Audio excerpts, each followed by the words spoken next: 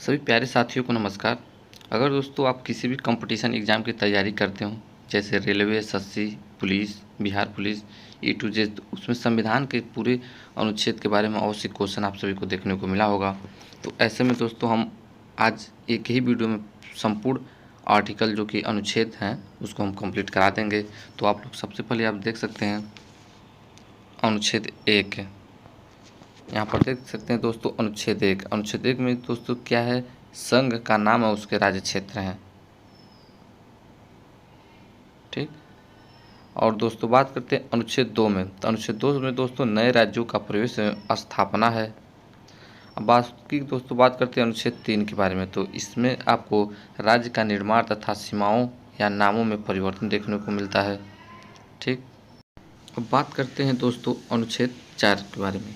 तो दोस्तों आपको अनुच्छेद 4 में देखने को मिलेगा पहली अनुसूचित एवं चौथी अनुसूची के जो संशोधन की प्रक्रिया है 2 और 3 के अधीन बनाई गई विधियां हैं। अब बात करते हैं दोस्तों अनुच्छेद 5 के बारे में। इसमें दोस्तों आपको संविधान के प्रारंभ में पर नागरिकता के बारे में दिया गया है। बात करते हैं अनुच्छेद 6 के बारे में। इसमें दोस्तों भारत आने वाले व्यक्तियों की नागरिकता के बारे में दिया गया है। और बात करते हैं दोस्तों अनुच्छेद 8। अनुच्छेद 8 में दोस्तों आपको भारत के बाहर रहने वाले व्यक्तियों की नागरिकता के संबंध में दिया गया है। ठीक। अब बात करते हैं दोस्तों अनुच्छेद 9 के बारे में। तो दोस्तों अनुच्छेद 9 में आपको विदेशी राज्य की नागरिकता लेने पर का होना, इसके बारे में आपको दिया गया है। और अनुच्छेद 10 में दोस्तों आपको नागरिकता के अधिकारों का बना रहना, इसके बारे में दिया गया है। अब बात करें दोस्तों अनुच्छेद 11। तो अनुच्छेद 11 में दोस्तों आप सभी को संसद द्वारा नागरिकता के लिए कानून का जो विनिमय है, इसमें आपको कानून के बारे में बताया गया है। ठीक। और दोस्तों अनुच्छेद 12 में बात करें तो राज्य की परिभाषा, मतलब राज्य की भाषा के संबंधित इसमें है। बात करें दोस्तों अनुच्छेद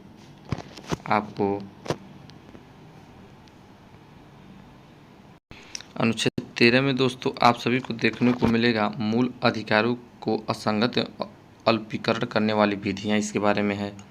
अनुच्छेद 14 में दोस्तों विधि की समझ समानता के बारे में बात किया गया है। और दोस्तों अनुच्छेद 16 में आपको लोक नियोजन के अवसर की समानता के बारे में बात किया गया है। बाकी दोस्तों अनुच्छेद 17 में आप सभी को अस्पृश्यता का अंत के बारे में बात किया है, जो कि छुआछूत संबंधित है। ये दोस्तों बहुत इंपॉर्टेंट क्वेश्चन आर्टिकल 16 हुआ, 14 हुआ, और ये तीनों आर्टिकल आप सभी को अनुच्छेद 18 में आपको उपाधियों का अंत देखने को मिलेगा। ये चारों आर्टिकल दोस्तों किसी न किसी एग्जाम में एक बार जरूर आता है, तो इम्पोर्टेंट है ये। ठीक। अब दोस्तों बात करते हैं आर्टिकल नंबर 19 के बारे में। तो वाक्य की स्वतंत्रता है इसमें। बाकी दोस्तों अनुच्छेद 20 में आपको अपराधों को दोष सिद्धि के संबंध में संरक्षण के बारे में दिया गया है। अनुच्छेद 21 में दोस्तों आपको प्राणदैहिक स्वतंत्रता के बारे में।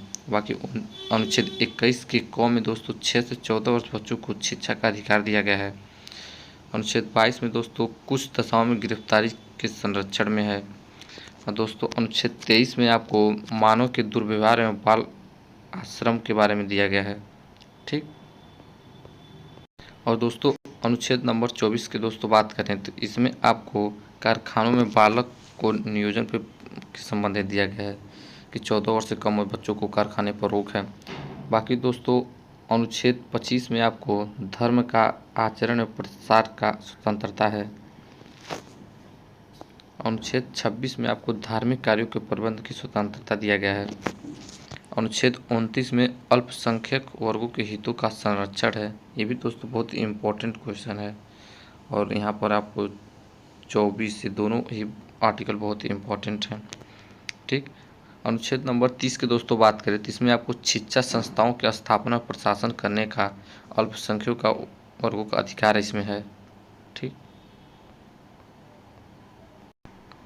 और दोस्तों अनुच्छेद 32 आप सब देख सकते हैं। अनुच्छेद 32 इसमें अधिकारों को परिवर्तित कराने के लिए उपचार है। ये भी दोस्तों बहुत मोस्ट इम्पॉर्टेंट क्वेश्चन है। बाकी अनुच्छेद 36 में आपको परिभाषा संबंधित है। बाकी दोस्तों अब आ जाइए अनुच्छेद नंबर 40 में आपको ग्राम पंचायतों का संगठन के बारे में दोस्तों है। ये भी दोस्तों बहुत ही मोस्ट इम्पॉर्टेंट क्वेश्चन है। बाकी दोस्तों यहाँ पर 44 नंबर क्वेश्चन है, आर्टिकल 44 के बारे में बात नहीं किया गया, तो आपको आर्टिकल 44 में समान सिविल संहिता के बारे में दोस्तों बात किया जाता है। ठीक। बाकी दोस्तों अब यहाँ पर अनुच्छेद 48 में आपको कृषि एवं पशुपालन संबंधित संगठन के बारे में बात किया गया है। ये भी दोस्तों मोस्ट इम्पॉर्टेंट क्वेश्चन है। दोस्तों अनुच्छेद नंबर 48 को में आपको पर्यावरण एवं वन एवं वन जीव की रक्षा के बारे में बात किया गया है। अनुच्छेद 49 में आपको राष्ट्रीय स्मारक स्थानों पर वस्तुओं का संरक्षण है। अनुच्छेद 50 में आपको कार्यपालिका से न्यायपालिका का पृथक्करण है के बारे में है। अनुच्छेद 51 में आपको अंतर्राष्ट्रीय शांति और सुरक्षा का संबंधित है। और दोस्तों बात करते इसमें अनुच्छेद 51 ए जो कि मूल कर्तव्य के बारे में बात किया गया है। दोस्तों ये अनुच्छेद 51 को और 51 और 50 ये तीनों ही आर्टिकल बहुत ही इम्पोर्टेंट हैं। और दोस्तों नेक्स्ट आर्टिकल आप सब देख सकते हैं अनुच्छेद 52। अनुच्छेद 52 में दोस्तों आपको भारत का राष्ट्रपति के बारे में बात किया गया है। अनुच्छेद नंबर 53 में आपको संघ एवं कार्यपालिका की शक्ति के बारे में बात किया गया है। और अनुच्छेद 54 में राष्ट्रपति का निर्वाचन इसके बारे में बात किया गया है। अनुच्छेद 54 में भारत का राष्ट्रपति का निर्वाचन कैसे होती है। बाकी दोस्तों अनुच्छेद 55 में आपको राष्ट्रपति के निर्वाचन की रीति के बारे में। ठीक। अनुच्छेद 56 में आपको राष्ट्रपति की पदावधि के बारे में बात किया गया है। अनुच्छेद 57 में पुनर्निर्वाचन के लिए। और दोस्तों यहाँ पर आप अनुच्छेद 58 में राष्ट्रपति के निर्वाचित होने के लिए क्या क्या योग्यता है उसके बारे में बात किया गया है। अनुच्छेद 59 में दोस्तों राष्ट्रपति के पद के लिए शर्त कौन कौन से हैं उसके बारे में बात किया गया है। अनुच्छेद 60 में दोस्तों राष्ट्रपति का शपथ ग्रहण है, ये भी बहुत ही जगह एग्जाम में देखने को मिलता है दोस्तों।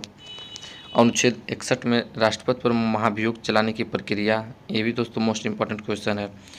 अनुच्छेद 62 में आपको राष्ट्रपति पद पर व्यक्ति को भरने के लिए निर्वाचन की समय और रीतियाँ के बारे में बात किया गया है। और अनुच्छेद 63 में दोस्तों भारत का उपराष्ट्रपति के बारे में चर्चा किया गया, बात किया गया है। और अनुच्छेद 64 में उपराष्ट्रपति का राज्यसभा का पदेन सभापति होगा, इसके बारे में दोस्तों बताया गया है।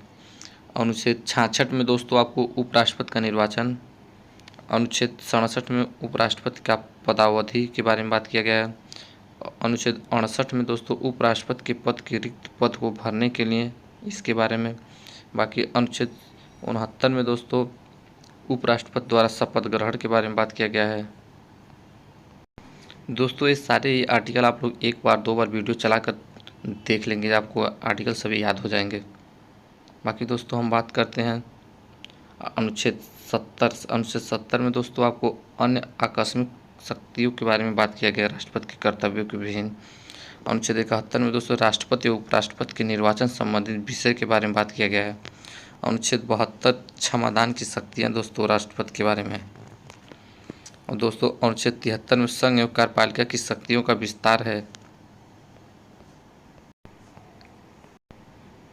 बात करते हैं अनुच्छेद 74। अनुच्छेद 74 में दोस्तों राष्ट्रपति को सलाह लेने के लिए मंत्रिपरिषद के बारे में।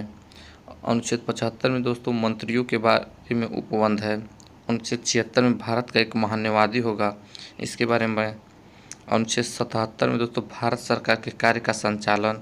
अनुच्छेद 78 में राष्ट्रपति को जानकारी देने के लिए प्रधानमंत्री के जो कर्तव्य हैं उसके बारे में बात किया गया है।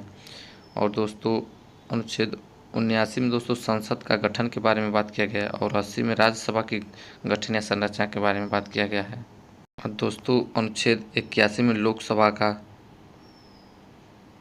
गठन के बारे में बात किया गया है। और अनुच्छेद 81 में लोकसभा की संरचना।